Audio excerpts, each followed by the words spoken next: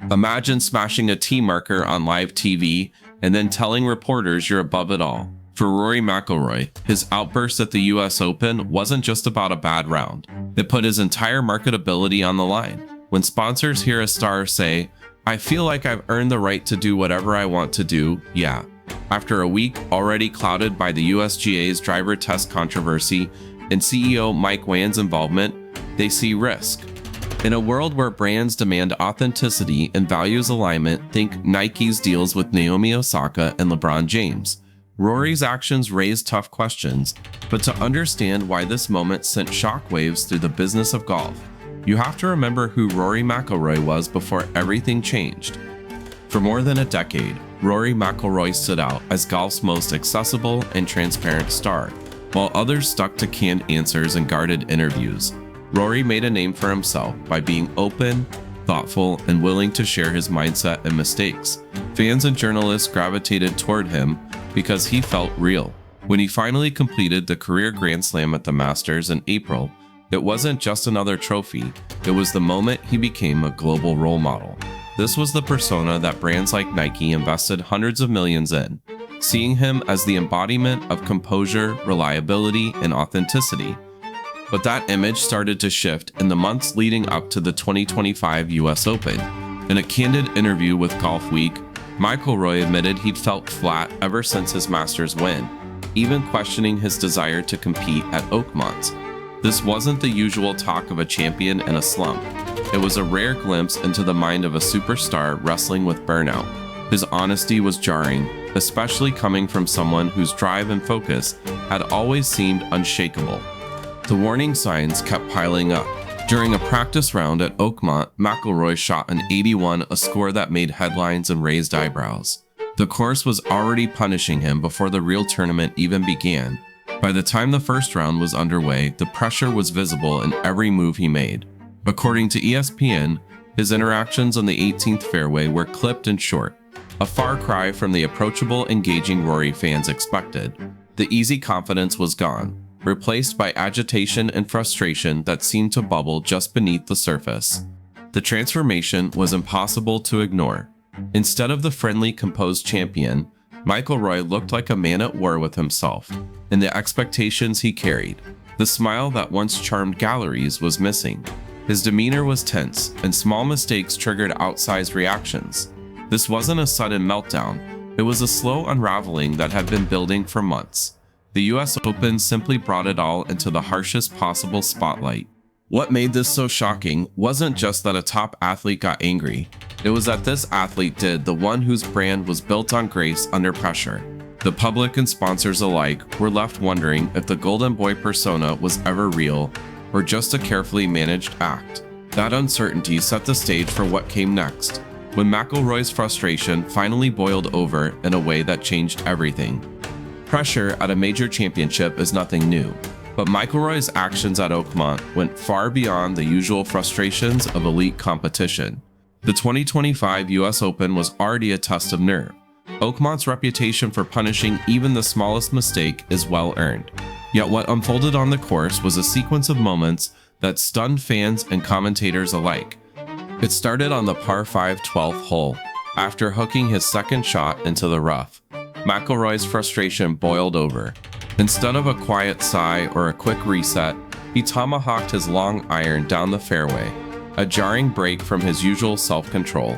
NBC Sports caught the entire scene, and the visible anger set a tone for the rest of his round. This wasn't just a minor slip, it was a public display that hinted at deeper issues brewing beneath the surface. But it was the 17th tee where everything reached its breaking point. The drivable par 4 is a classic Oakmont risk-reward challenge, and after McIlroy sent his drive toward a greenside bunker, he snapped. He turned to the official USGA tee marker and smashed it with his club, destroying it in a single blow. The NBC Sports crew described the aftermath. The marker was split like Bruce Lee karate chopping a 2x4. The act wasn't just about losing composure, it was the destruction of tournament property, right in front of the cameras. Commentators immediately called for USGA intervention, suggesting McIlroy's behavior had crossed a line that required more than just a warning.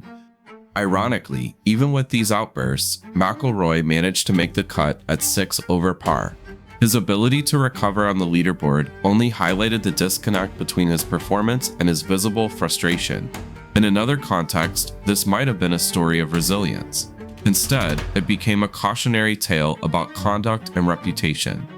What happened off the course was just as telling. McIlroy began skipping his mandatory press conferences at Oakmont, a dramatic shift for someone who built his brand on accessibility and thoughtful commentary. This wasn't an isolated incident either. He had also avoided the media at the PGA Championship, signaling a new pattern that didn't go unnoticed by journalists or fans. For a player long seen as the unofficial spokesman for the PGA Tour, this sudden silence was jarring. When finally pressed for an explanation, McIlroy responded with a defiant, "I feel like I've earned the right to do whatever I want to do, yeah?"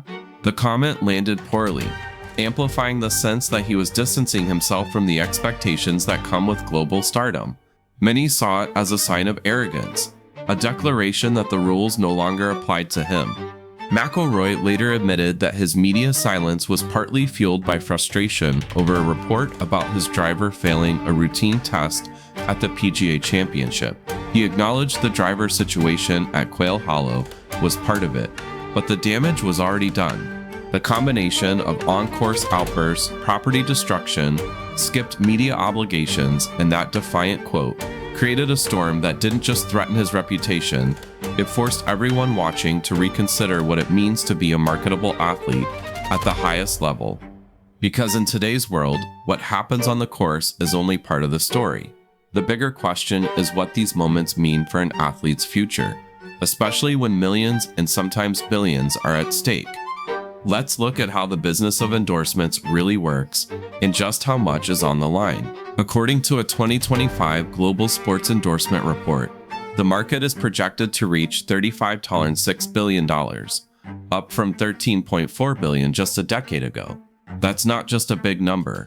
It's a sign of how much brands are willing to invest in athletes who can elevate their image, connect with fans, and drive real sales. When a company signs a player, they're not just paying for a logo on a shirt. They're buying into a personal brand, a story, and a set of values that millions of people recognize and trust. This is why brands are so careful about who they partner with. They want ambassadors who reflect their own core beliefs, not just athletes with impressive stats. Take LeBron James and his lifetime deal with Nike.